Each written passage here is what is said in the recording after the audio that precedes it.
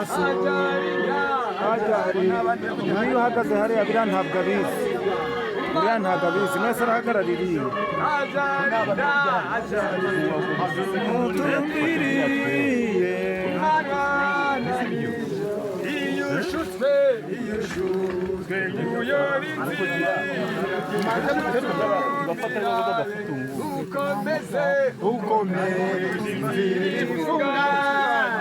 uriya si kari kukuruririye hakurya ni bakiya kugira mu maso ugende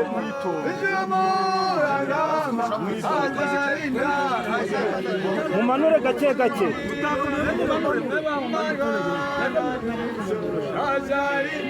hajari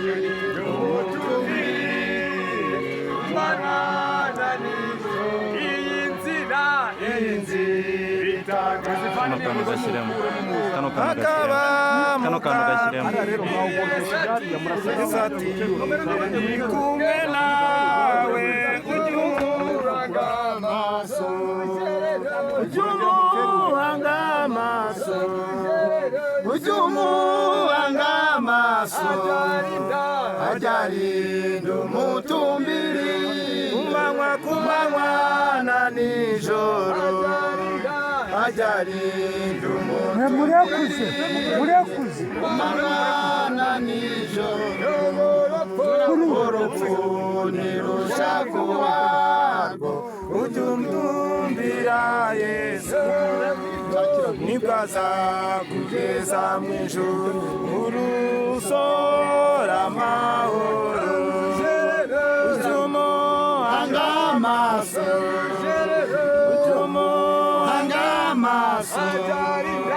ajarinda umutumbiriye kumanywa na nijoro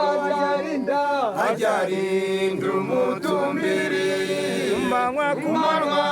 na nijoro ajarinda umutumbiriye kumanywa na nijoro barawukuramo ajarinda umutumbiriye kumanywa na nijoro ajarinda umutumbiriye kumanywa na nijoro. Reka dukomeze gusenga ariko igihe cyuma byakivangisa ayo se nimba tugira abantu bafunga ibyuma ntibikorwe impamvu bigabanye gusenga mwabyubahirije rwose. Reka dukomeze gusenga tuzi yuko Imana ishobora